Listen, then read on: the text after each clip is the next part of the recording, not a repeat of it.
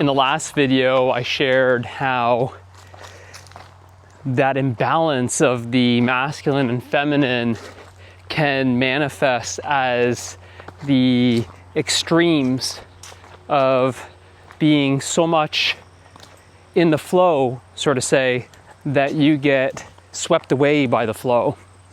And your life is not grounded because you are disconnected from the masculine qualities of yourself. It's sort of like being carried away by the flow because you lack that anchor.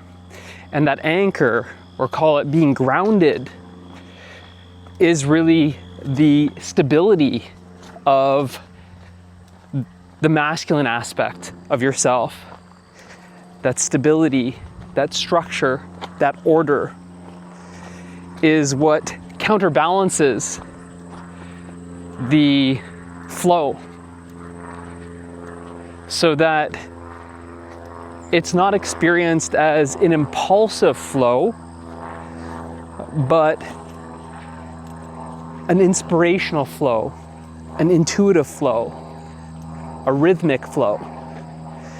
And that sharing was actually flowing in the direction of expressing some of these imbalances of the masculine and feminine. And I explained it and expressed it as sort of like a disconnection with those aspects of yourself. And it's sort of like the aspects of ourself that we fear, and they become a shadow because they're denied, they're not embodied, they're not expressed. They remain hidden, concealed, suppressed. So let me guide that flow in the direction of expressing some more of these imbalances in a more down-to-earth way by giving you some everyday examples. So I already mentioned that lack of stability, but let me give an example of it. What does that look like?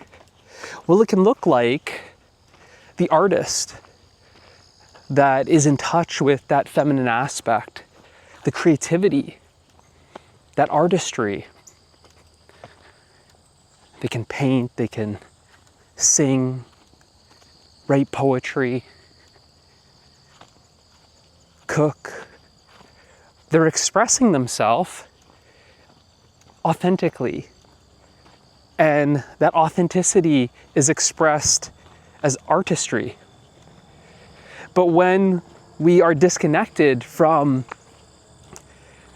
the masculine quality of honor and respect, containment, then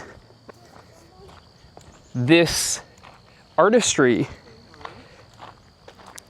that art form, that authentic expression, hello, that authentic expression then is not stable. It lacks the stability, which is experienced as the sustainability. So that art is not sustainable.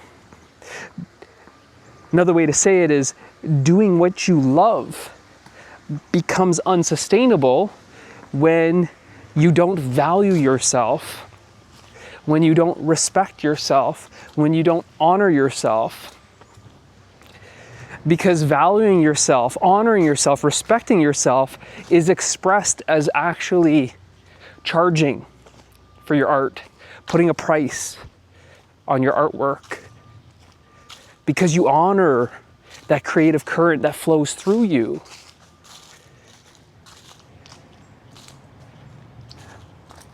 You put a price on it that reflects the value of that creative flow. So like I said in the last video, it doesn't restrict the flow. It actually honors the flow. It's a way that then, in this example, you would structure that artwork in such a way that the structure, such as the pricing structure, how you share it, present it, express it, is done in a way that honors that creative flow. And therefore, it becomes sustainable. Doing what you love is sustainable because of that real world, everyday practicality that you need food, water, shelter to survive, to continue doing what you love, whether it be painting or cooking or poetry or writing books or dancing, singing, whatever that art form is. When you are connected to that masculine aspect of yourself, that art is respected because you are respected. You respect yourself, value yourself, honor yourself, and that authentic expression, that artistic expression is no different. So you can see this because what is that term that we have for many artists? The starving artist. The starving artist that is afraid of charging for their art. And that sort of false humility then is the shadow that we actually fear. That aspect of ourself. And that resistance to that other aspect of ourself is actually, ironically, what makes that sustainable. So that's the imbalance. One is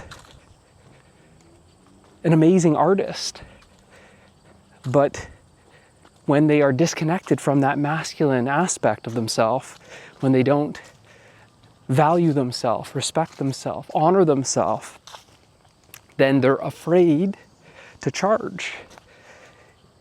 Another way to say it is they're afraid of their own worth. They become the very block that prevents doing what they love to be sustained. What's another example? Let's stick with this art example. This art example, the artist example. Feeling that creative impulse, but becoming so impulsive. They start projects, this one, and then they get the impulse, they start another one, and all of a sudden they have 50 different creative projects on the go, yet nothing is finished. So they lack that execution, that follow through, the completion, which is that masculine quality, the finality, the completion, the follow through. They have no problem starting things, but it's that completion, the follow through, the finality of it. They're sort of just picking up things, whatever sort of feels like the spur of the moment, sort of taste testing. They lack that direction. They lack that vision that can see the next step sequentially. So a lot of these artists are sort of big picture. Don't know what the word is that people describe. They've got the big picture, but they can't zoom in and see what those sequential steps are. That practical nature, the purpose, the mission, the execution. They lack that structure, that order. That structure, that order is what helps one structure the sequential steps to make sure something is executed, to make sure that it is seen through, followed through, seen to completion.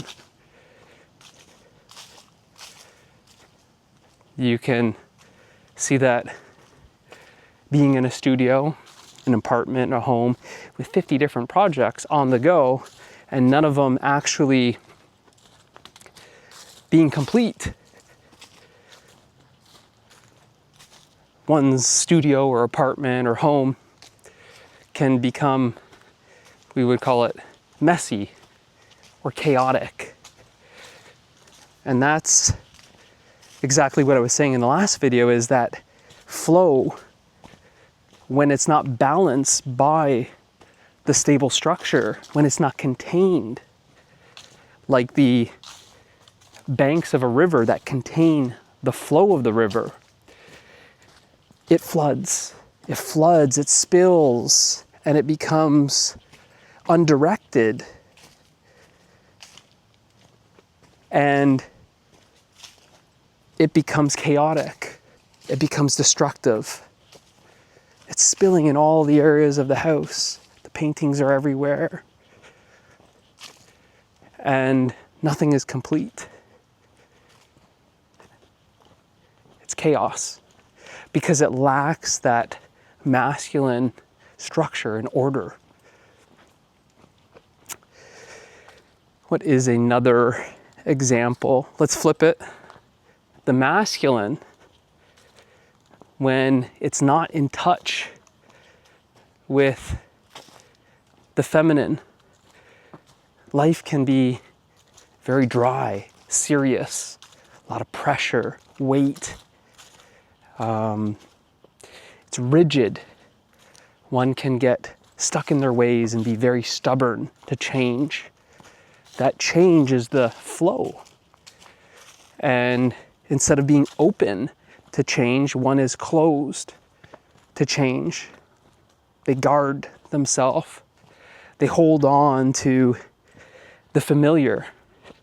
They hold on to that stability and don't want to experience the change.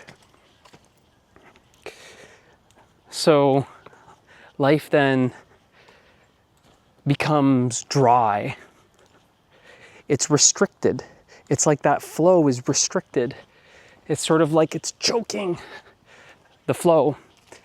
It can also be experienced as a sort of bottleneck where that flow is not flowing freely and it's being squeezed because it's being restricted. So without that structure that contains the flow, then there's just the flood, like I explained in the last example. But also when there's too much structure, then life becomes rigid and you sort of choke that flow. Life's no longer juicy, it's dry. Another example of it is the curiosity, the exploration are feminine qualities. And when one isn't in tune, and disconnected from the feminine aspect of themselves, then they don't have that curiosity, that openness, that exploration. They don't want to explore life themselves. They're holding on to security, which is the stability. And they're afraid to let go of that stability and explore themselves, life.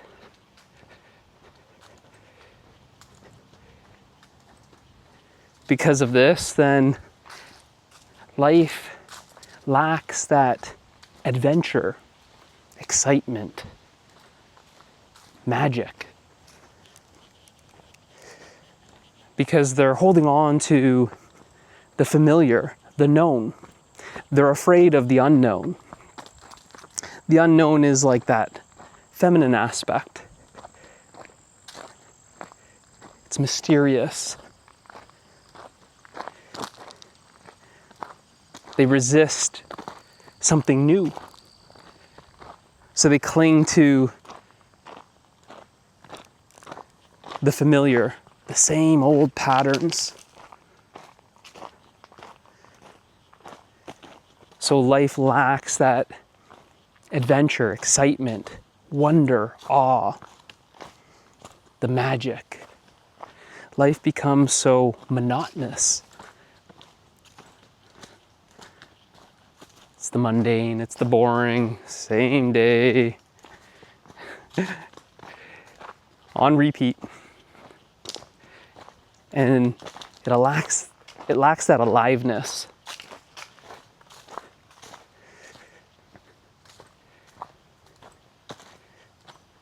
That magic. What's another example here? Sort of explained it with that example of the artist, but let's continue. Is those who are very artistic are very imaginative. Their imagination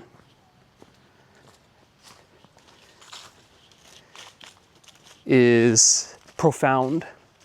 They've opened up so much that more of that imagination, that creative flow comes through, is expressed.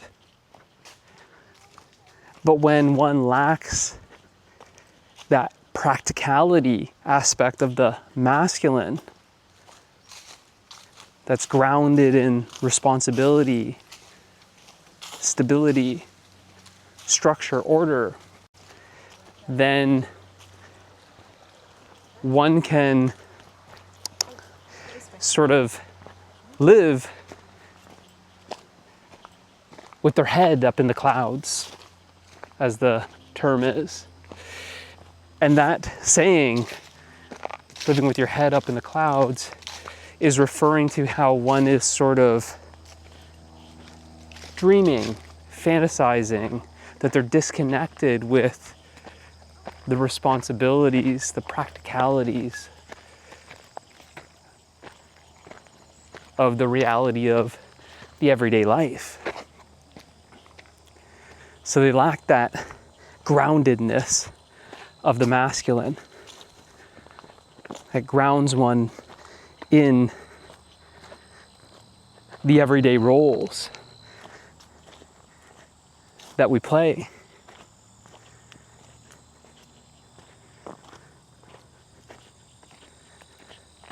So one can fantasize, dream, they're big dreamers, fantasizing.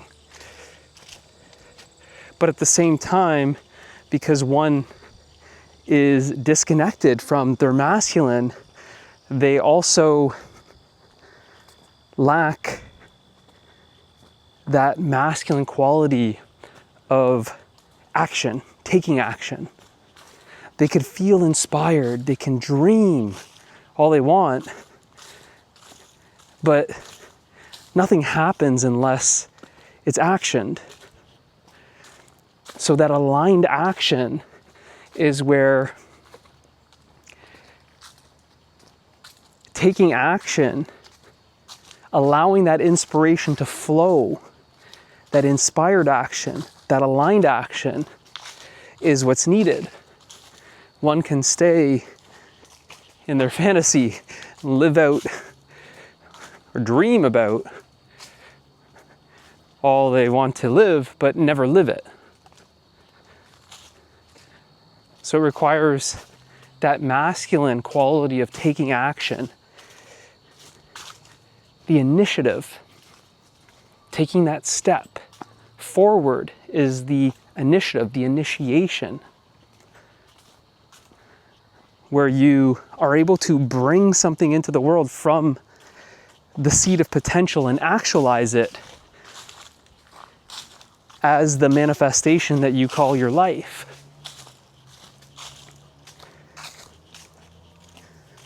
What's another example? I think I mentioned this in the previous video, but when you're not connected with the feminine aspect of you, life feels hard. It feels hard because you are hard. You've become too rigid.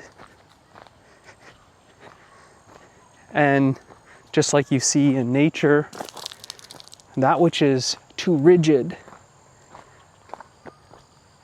becomes brittle. The trees that are flexible, they can yield to the wind. And with the principle of bend or break, you see it's the trees that are able to bend with the wind, yield to the wind, are those that are able to survive the storm. And it's not just about the flexibility, but also about the depth of your roots. Being rooted is the other principle that allows trees to survive the storm. When these trees can send their roots deep and anchor into the earth, it's a metaphor for you deepening within yourself, being rooted within yourself. And that rootedness, that groundedness is the masculine qualities, where you can find your strength in the source of what you are. You can root yourself and feel grounded so that you feel stable in those storms.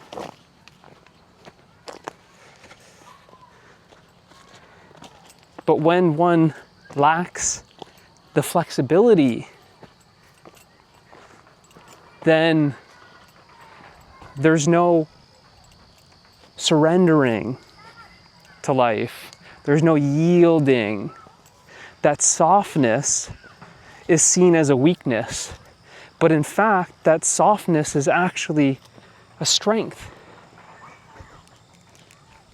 But when we fear that feminine side of ourselves, it's like fearing our soft side, because we label the soft side as a weakness.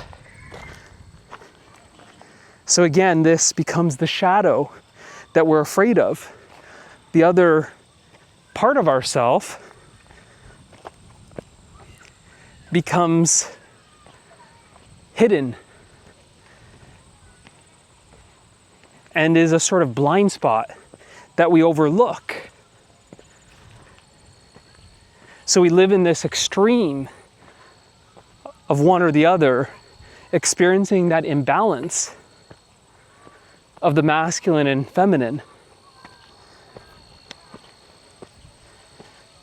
But it's that softness, the fluidity, the flexibility that then allows you to experience more flow, more harmony in your life. That ultimately, when you soften, life softens. When you're hard, life is hard because you're simply experiencing what you are.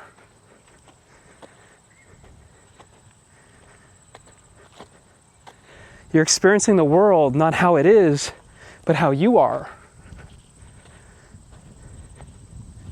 So when you start softening, letting go, releasing, relaxing the resistance, and you're no longer rigid,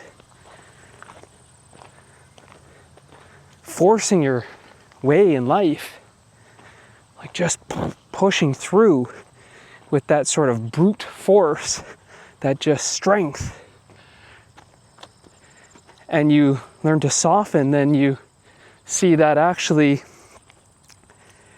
life becomes effortless. Less effort is required on your part. And you can flow with life and find that rhythm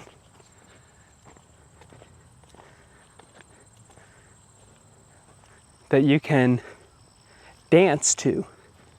Life becomes more of a dance as opposed to this uphill climb, pushing a big boulder. And that's when we find that softness, or soft side as I call it. It balances us. It's also connected to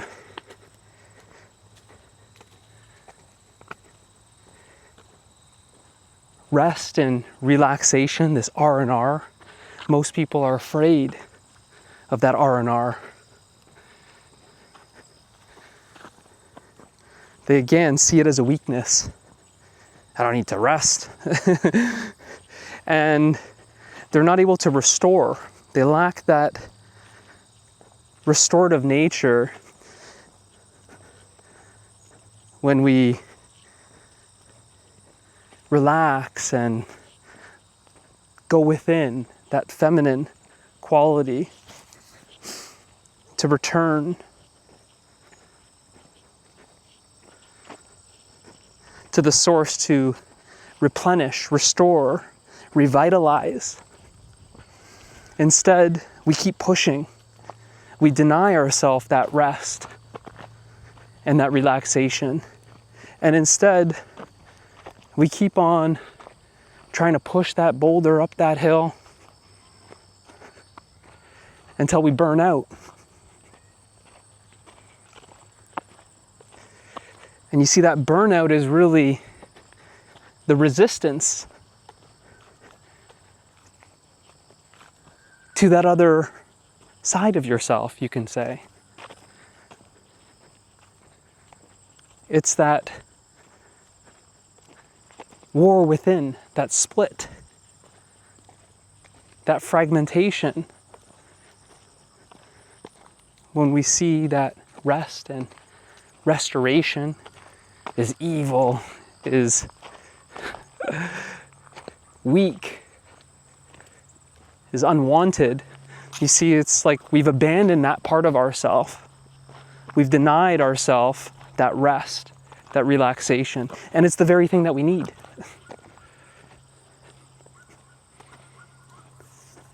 So it's ultimately through that burnout that we exhaust ourselves, because we keep pushing, trying to keep pushing that boulder up that hill. If you don't make time for rest and relaxation, if you're not in tune with that inner wisdom, that intuition, to listen to your body, to listen, to be receptive, and have that sensitivity to see the signals that you need this rest, this restoration. If you're out of tune with the rhythm of life, the rhythm of your true nature, and you don't see how daily rest and relaxation is part of life, then ultimately you burn out. You exhaust yourself until you come to experience that rest and that relaxation. And then you'll know experientially how vital it is. That it's not actually a weakness to rest and relax. That actually coming back to the source, to recharge, to replenish, to revitalize, gives you strength. What's another example that I can share?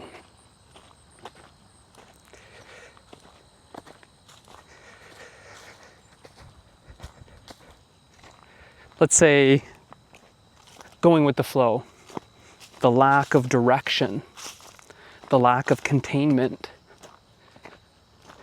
When you simply go with the flow and say that you're going to be super spontaneous, then your life will lose a sense of purpose and direction because you're just flowing in any direction. It's like what I said in the previous video about it becomes impulsive. And you can feel like you're drifting in life. You're just going with the flow, and you lack that sense of taking aligned action in a structured way. You miss the intention to direct that flow into specific activities in a structured way that you can give that formless flow shape and form. And you see that it's because of that imbalance, or one is still disconnected from the masculine qualities that give the day structure. Now, when it's too structured, like I said, it becomes rigid. What does this look like? Time blocking in 10-minute increments. That's too rigid. You jam-pack your day and there's not enough openness, spaciousness in your day planner. No plan at all, and you're just going with the flow, and it's too open-ended. You're drifting. Like I said, it's like that river without riverbeds. It floods, and eventually it becomes too chaotic, and it becomes destructive. When you live like that, and there's no structure to the day, then it gets to the point where those daily responsibilities aren't honored, they're not respected, and you become disconnected from the everyday life. You'll find yourself without a job, you'll find yourself without money, your family will not like it because you're not able to put food on the table, give them water, shelter, that very primitive, rooted aspect of the roles of the masculine aren't being embodied and expressed. And one can, just like that example of having your head up in the clouds, become so abstract and sort of live in such a disconnected way where they don't have their feet on the ground. They're not truly walking on this earth in a grounded way when one is so disconnected from their humanity. They may talk about the divine and their devotion to God and their connection to the universe. And that's one thing. But it's a whole different thing to embody that, what I call down-to-earth divinity. You bring that down to earth in every step that you take. Your feet. Express that devotion by walking lightly, each step kissing the earth, seeing the beauty of the divine as Mother Nature, expressing yourself in the unfolding, blooming of a flower, in the mundane activities of life, washing dishes, changing diapers, washing the car, talking to your neighbors, family gatherings, picking up dog poo, traveling, camping, playing music, a coffee date.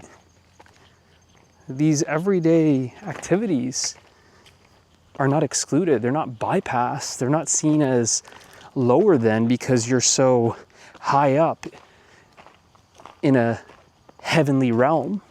No. That's being disconnected. That's a sort of disembodied experience. But instead, you embody what you have realized. You embody the divine here on earth. And that embodiment is expressed as your very life.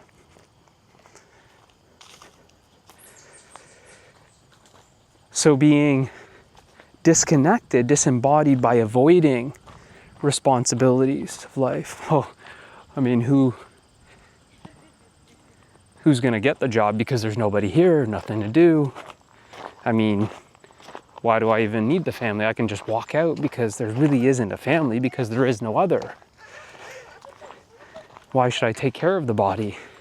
Who needs to go for a run or a walk or get fresh air or do yoga or go to the gym or shower or bathe or any of these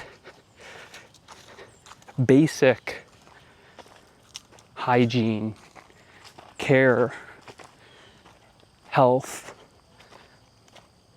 forms are not denied, because when they are denied, then that is the very imbalance, that disembodiment.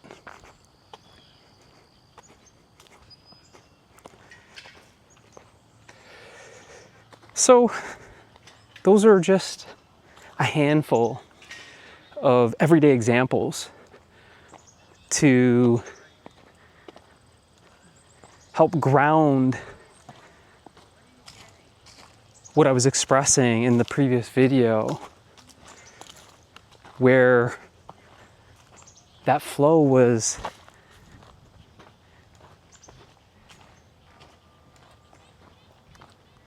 being directed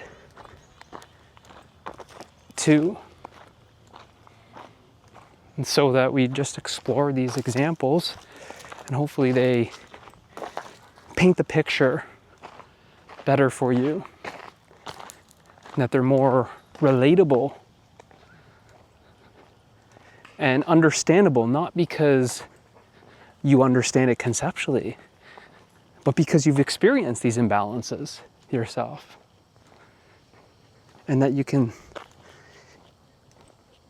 intuit, that you can feel that what I'm sharing is true. And it's a lived experience that through the integration of the masculine and feminine, that there no longer is that part of you that you fear, that you avoid, that you deny, that you hide, that you conceal, but instead you embody the whole you in your completeness, your fullness. And that's ultimately my invitation for you. So if you want to experience yourself in your wholeness, your completeness, your fullness, and you want your life to be a reflection of that, then I invite you to join me in truth.